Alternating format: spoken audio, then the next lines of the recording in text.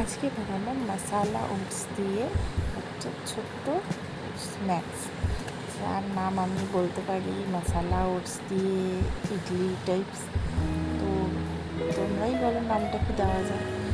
আমি যেটা করছি, আমি ওটসটাকে গুঁড়ো করে ওর মধ্যে একটু পেঁয়াজ কুচি আর পেঁয়াজ ঘষে নিয়েছি, ওটাকে দিয়ে আমি মিক্সড করছি অল্প অল্প জল দিয়ে। ওর মধ্যে একটু সামান্য নুন দিয়েছি পরিমাণ মতো। এবার আমি ওটাকে ভালো করে মিক্সড করবো, জল আবার একটু অল্প জল দেবো। মানে আমি একেবারে পুরো প্রথমেই জল দেবো না, অল্প অল্প করে জল দেবো যাতে ব্যাটারটা একটু ভালো করে হয়। এবার আমি ইডলি এর মধ্যে অল্প তেল ব্রাশ করে নিচ্ছি, সামান্য অয়েল দেবো, দিয়ে ওটাকে দিয়ে হালকা করে ব্রাশ করে নিচ্ছি। আমি এবার এই তেলগুলোকে ব্রাশ করছি, যাতে তাড়াতাড়ি করছি, যাতে আমার কড়াইটা না প্রচণ্ড পরিমাণে গরম হয়ে গেছিলো। আর আমি এর মধ্যে দেখতেই পাচ্ছ কালো সর্ষে দিয়ে দিচ্ছি, যাতে একটু টেস্টটা ভালো আসে তার জন্য। এবার ব্যাটারটা নিয়ে আমি অল্প অল্প করে, থিকনেস ব্যাপারটা থাকবে, অল্প অল্প করে ওর মধ্যে দিয়ে দেবো। দেখো ওটস তো এমনি একটু ভারী জিনিস, যেটাতে জলটা তাড়াতাড়ি টেনে নেয়। তো আমি এমন কিছু বেশিও জল দেবো না যাতে পরিমাণটা একদম ল্যাট্যাট হয়ে যায়।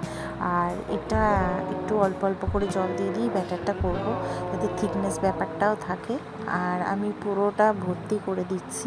এটা বেসিক্যালি আমি বাচ্চাকে স্ন্যাক্সে টিফিনেও দিতে পারেন, বা স্কুলে টিফিন বক্সেও দিতে পারেন কারণ বাচ্চারা এটা একটু বেশি প্রেফার করে। আমি আমার বেবির জন্য বানাই মাঝে সাঝেই স্ন্যাক্সের, সন্ধ্যাবেলায় কিছু টুকটাক খাবার, তো পেটটাও একটু ভার করে, ওটসও খাওয়া হলো, একটু নতুন টাইপেরও হলো।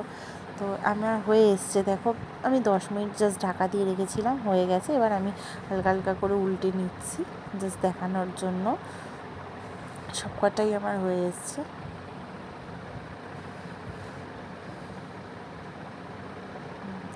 হয়ে গেছে। এবার আমি পৌঁছ রঙের sweet chilli sauce, tomato sauce আর হচ্ছে মেয়োনিজ দিয়েছিলাম, যাতে আসলে বাচ্চা খাবে, আমরাও খাবো সাথে।